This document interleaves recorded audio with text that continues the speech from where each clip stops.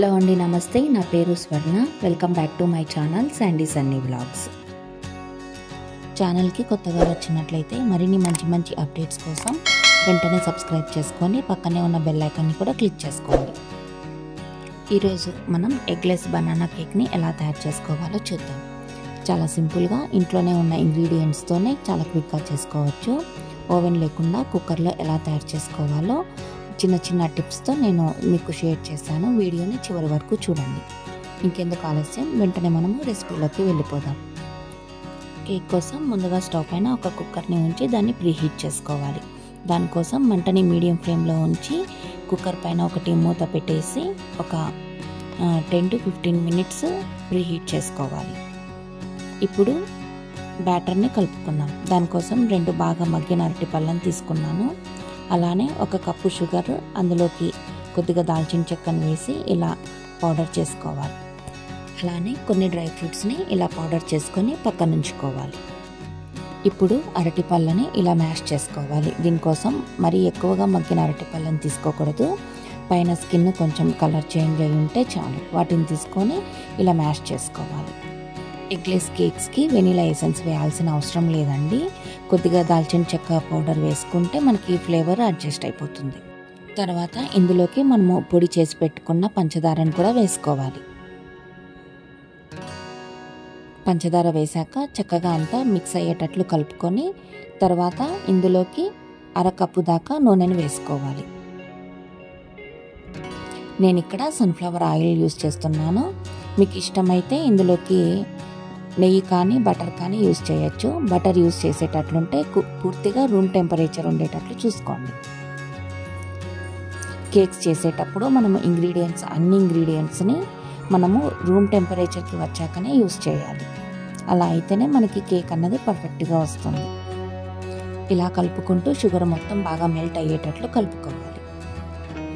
తర్వాత ఇందులోకి 1 కప్పు దాకా మైదా పిండిని వేసుకుంటున్నాను.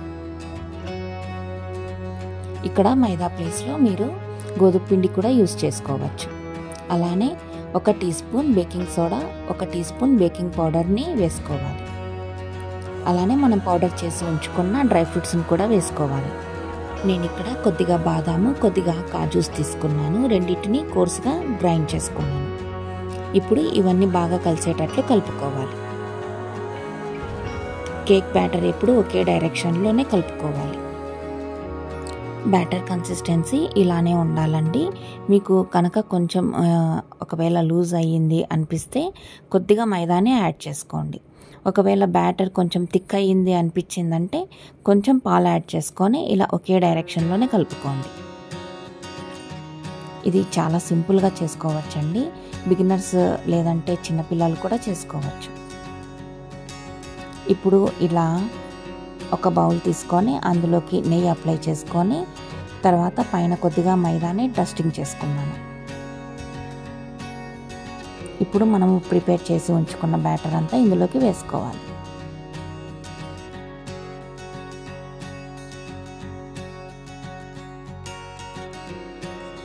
ఇందులో డ్రై ఫ్రూట్స్ ఎవరిష్టంకి తగ్గట్టుగా యూస్ చేసుకోవచ్చు. నేను ఇప్పుడు పైన కొద్దిగా ఎండు ద్రాక్షను కూడా వేసుకుంటున్నాను. డ్రై ఫ్రూట్స్ అన్నది పూర్తిగా ఆప్షనల్ అండి. మీకు ఏవి ఇష్టమైతే అవి వేసుకోవచ్చు.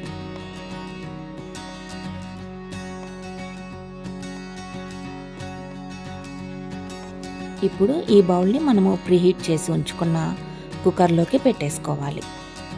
కుక్కర్ని ఎక్కువసేపు ఓపెన్గా ఉంచకుండా వెంటనే పెట్టేసి వెంటనే మూత క్లోజ్ చేయాలి. లోపల హీట్ అంతా తగ్గిపోకుండా వెంటనే క్లోజ్ చేసుకోవాలి.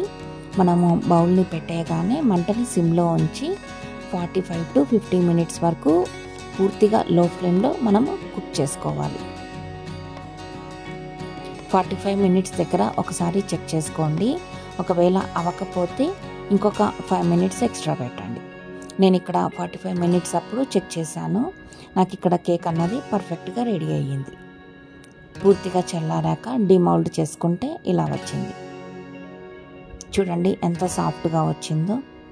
మీరు కూడా తప్పకుండా ట్రై చేసి ఎలా వచ్చిందో కామెంట్ సెక్షన్లో నాతో షేర్ చేసుకోండి. వీడియో కనుక నచ్చినట్లయితే లైక్ చేయండి, షేర్ చేయండి, సబ్స్క్రైబ్ చేయండి. Sandy Sunny vlogs. Thanks for watching. Thanks for your time.